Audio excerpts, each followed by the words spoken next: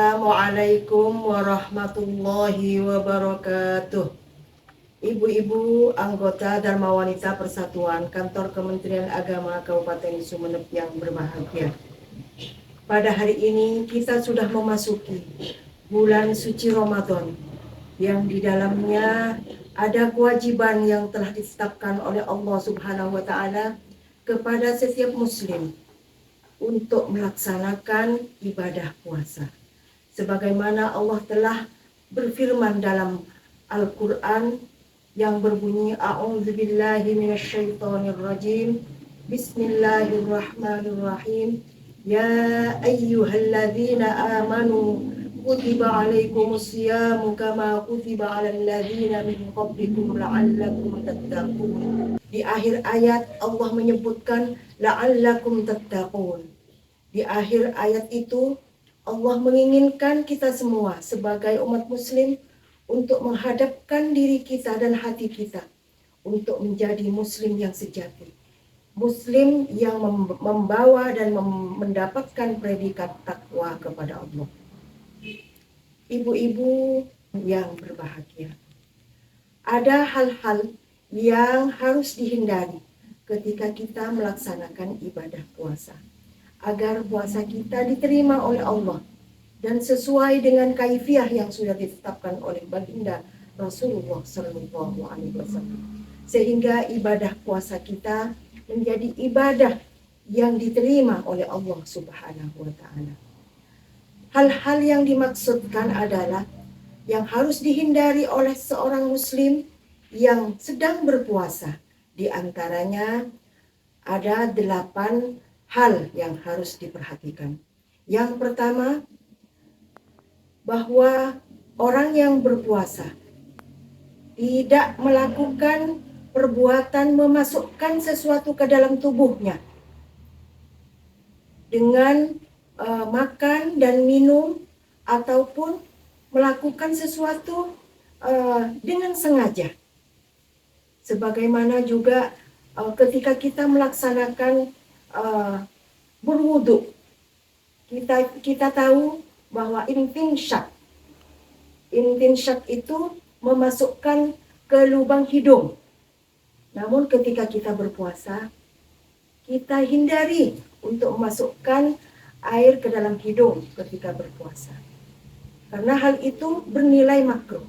Hal-hal yang menyangkut nilainya makruh lebih baik kita hindari agar puasa kita menjadi puasa yang terbaik untuk Allah. Yang kedua, hal-hal yang perlu juga dihindari agar puasa kita diterima oleh Allah dengan baik. Yang kedua adalah memasukkan sesuatu ke dalam tubuh, baik melalui kubul ataupun dubur. Orang yang berpuasa tidak boleh memasukkan sesuatu apapun ke dalam liang kubul maupun ke liang dubur, walaupun dengan niat untuk berobat. Artinya orang itu sakit mungkin sehingga harus memasukkan sesuatu ke dalam liang duburnya. Ada obat yang harus dimasukkan. Maka dengan seperti itu puasa itu kemudian bernilai batal. Dia tidak berpuasa. Itu pun jika memang orang itu dalam kondisi sakit, sebetulnya juga diringankan oleh Allah untuk tidak berpuasa dan bisa menggantinya di lain hari setelah bulan Ramadan. Yang ketiga, yaitu yang harus dihindari oleh orang yang berpuasa, yaitu muntah dengan sengaja. Mungkin ada orang yang kepingin tidak berpuasa, kemudian mencoba-coba menculek-culek mulutnya untuk bisa muntah, sehingga muntah itu dilakukan dengan sengaja. Maka hal itu termasuk membatalkan puasa. Yang keempat, yaitu melakukan jima di siang hari. Bagi pasangan suami istri dilarang keras untuk tidak melakukan jima di siang hari, karena hal itu bisa membatalkan puasa. Kemudian yang keempat, kemudian yang kelima, yaitu melakukan ataupun mengeluarkan mani dengan sengaja.